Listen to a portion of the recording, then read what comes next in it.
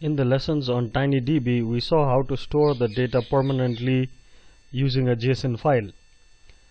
The data from a temperature and humidity sensor, or for any sensor for that matter, comes continuously. Now we also need to find a way, but the current code that was given in that stored the data only once. So now the question comes, how do we capture the data continuously and save it continuously to the database? There is also another issue. We do not need to capture data every second or every millisecond. We can capture it at some periods of time. For example, let's say we want to capture every 15 seconds, or we want to capture every 2 hours. So how do we do that? So I've started the same code that is used in the TinyDB lesson, and now I'm going to add the code which we can add, which will allow us to take the data repeatedly and at fixed time intervals. So for this, I'm going to use the while loop which exists in Python, while true. So this while statement allows us to repeat some command which is within it for the amount of time that we would want. So we can allow it to run for 5 times, we can allow it to run for 10 times, or we can allow it to run forever. So when we want to allow it to run forever, we do while is equal to while true, meaning as long as it works, we continue to work.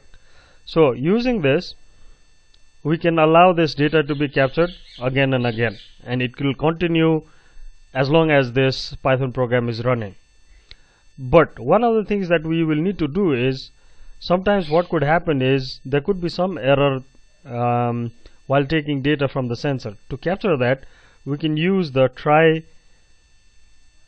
and except block that is used to capture errors in Python. So I do try, put this code inside it,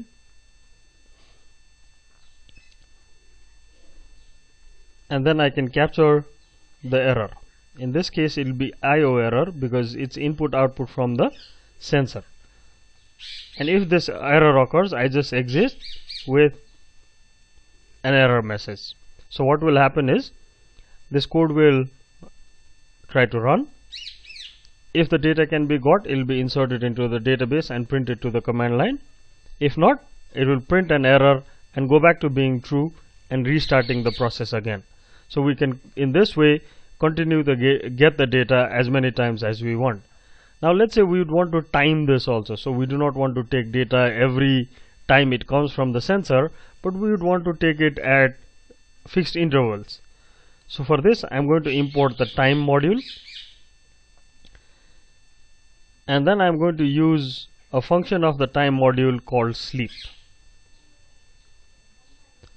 And in my case, I'm going to sleep for just 1 second so that we can see the result fast. But you can decide how many seconds you want to sleep, and if you look at the help for time.sleep, you will see that you can specify minutes, hours, seconds in various different formats. So I save this data,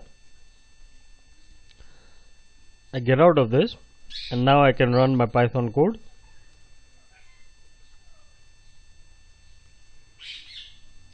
So now we begin to see the data in 1 second gaps. Why? Because we have made it 1 second each. So time.sleep allows us to capture the data in a gap of 1 second. In our, we can change it to any time we want, and it will work accordingly. The same copy of the data is going into the database too. So let us quickly check that. I just did Ctrl C to break out of that code, db.json file, and you will see that the data has been added. So this is how we would do. We would allow the code to run for as much as we want.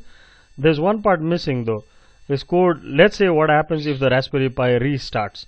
In another lesson, we're going to talk about how to execute the code during startup time.